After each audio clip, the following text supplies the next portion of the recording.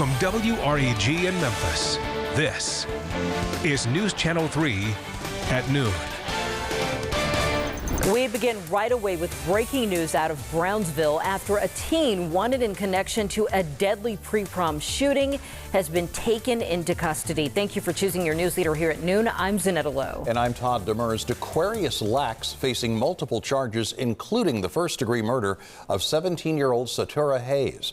Our Raven Copeland has been following this case since the very beginning, and she's joining us now live from the Brownsville Police Department with more on what these new developments mean.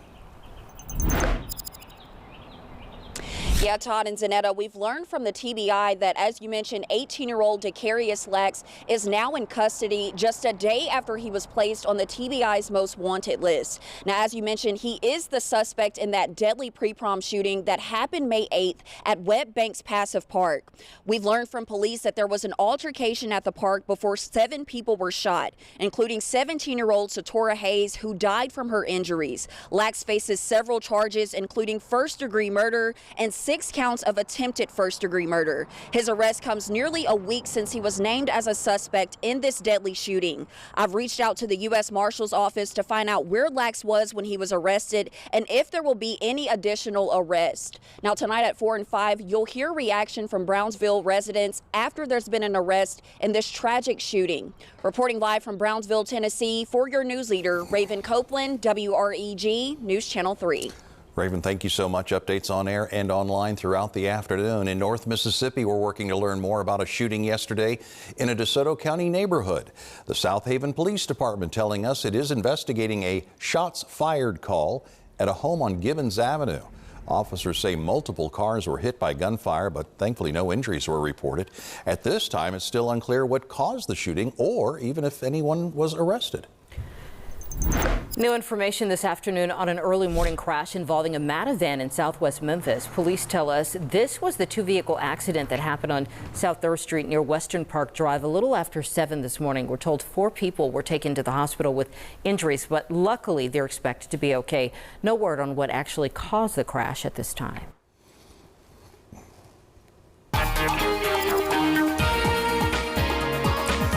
Cloudy skies continuing across the Mid-South at this hour, but very little in the way of rain, at least in the immediate Memphis and the metro area. As we make our way through the afternoon, that daytime heating could be popping up some more of those showers and even an isolated thunder shower.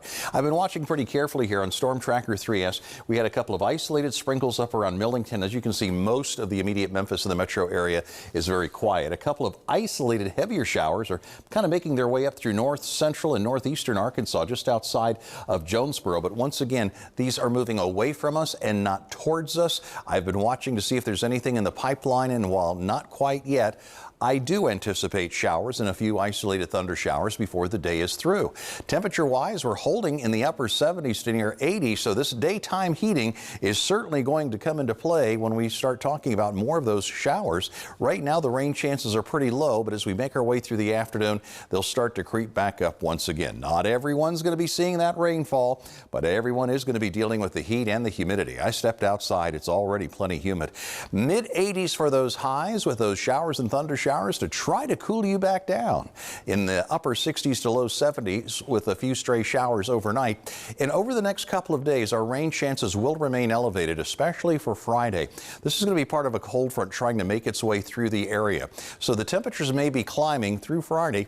Don't forget to download the WREG weather app, because by the time we get to the weekend, some northerly winds may actually provide us with a rather comfortable breeze. So yes to the rain chances the next few days. The weekend's looking better, and we're going to talk more about that with your 7-day in just a moment. Today in Washington, President Trump is set to host a cabinet meeting at the White House one day after another big primary win in Texas. The Trump administration's conflict with Iran continues to hang over election season, but the president says a deal to permanently end the fighting may be close. Despite this, with Iran's continued aggression in the Strait of Hormuz, some national security experts say they're skeptical the U.S. is close to an agreement.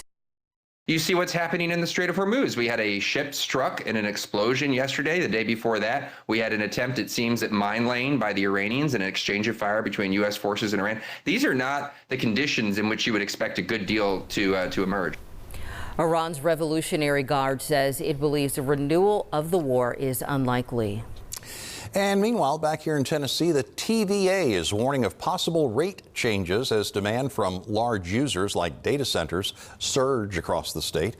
They're proposing several changes, including new pricing structures, shifting peak usage hours, and requiring large customers to cover more of the costs tied to their energy demand. TVA says the goal is to support growth while protecting existing customers from higher costs. Final decisions are expected from the TVA board, but not until later this summer. New at noon, more opportunities to charge up are coming to Shelby County with the addition of a brand new EV charging station in the heart of the medical district. Memphis Light Gas and Water hosted a ribbon cutting for the new station this morning alongside state officials.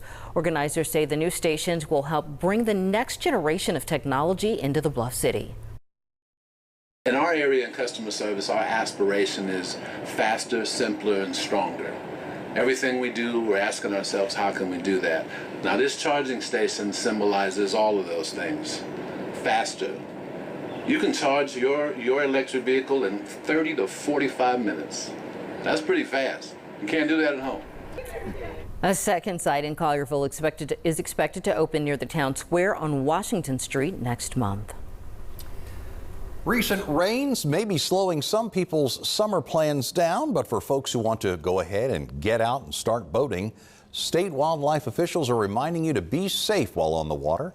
Recent data showing in 2025 there were 26 boating deaths across the state, which is an increase from the year before when there were 22. Now, this is all according to the TWRA. To avoid deadly incidents, the TWRA officials are encouraging boaters to follow the rules, which includes having a life jacket for everyone on board, a fire extinguisher, visible lights, and a safety lanyard or ignition kill switch. Most importantly, officials say to never drink and drive your boat. Accidents happen when you're least expecting it. An impaired operator out on the water is going to be an impaired driver on the road. And if you are the driver of the boat, remember, anyone born after 1989 must also take an education course. The Memphis Zoo is sharing new changes to its Northwest Passage exhibit this afternoon. Zoo officials tell us its polar bear Coda will be inside this week as team members perform maintenance on his exhibit. We're told during this time the zoo's underwater viewing area will remain open. Additionally, starting next week, the zoo's free summer sea lion shows will have a new schedule.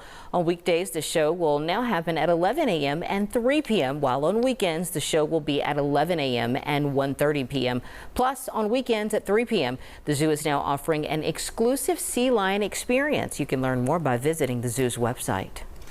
Well, I know it's lunchtime, but I'm already talking a little bit about dessert, a beloved cookie chain expanding their reach right here in the Bluff City. I'm talking about Insomnia Cookies. They're getting ready to open their third location in Memphis next week. Can I say that's a dessert, Sonetta? Or, absolutely. Okay, a cookie? A cookie is dessert. I guess it's pretty good for any time.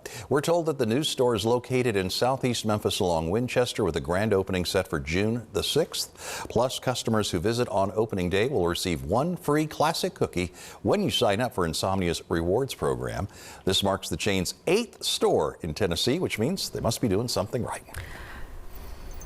Coming up, NASA sets its sight on the moon with plans to build a base on the planet. We'll break down how it could work when News Channel 3 at noon continues. And before we hit the break, don't forget about our daily noon show poll. It's where we let you decide how we end our show. And today, here are your options. Do you want to know what new protein Chipotle is offering customers? Or would you like a sneak peek of the final trailer for Disney's new Toy Story movie? Oh, decisions. To vote, you scan the QR code on your screen, you pick the story that interests you the most, and then we share the winner with you at the end of our show today. We're coming right back. Stay with us.